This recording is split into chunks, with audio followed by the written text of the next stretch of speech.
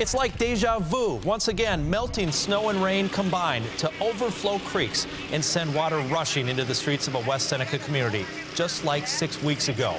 This time, the town was prepared.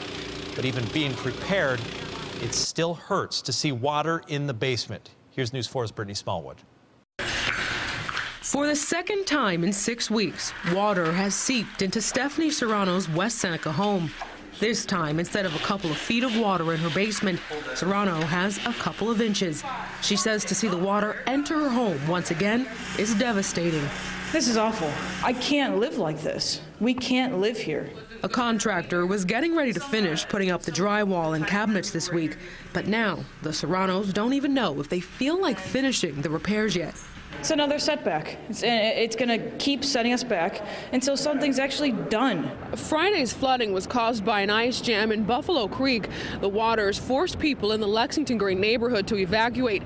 Now neighbors are angry and asking for something to change before the next thaw comes. Saying that you're watching the creek is not enough. We need action, not looking at it.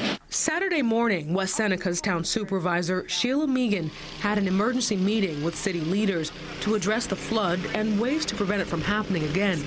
We got to fix that berm. That berm is going to be that shield that's necessary. In my opinion, I'm not an engineer, but I know that the water came in at the very point where the berm ends. Megan says the town will vote on Monday about sending a formal proposal to the U.S. Army Corps of Engineers to study what long-term solutions should be applied.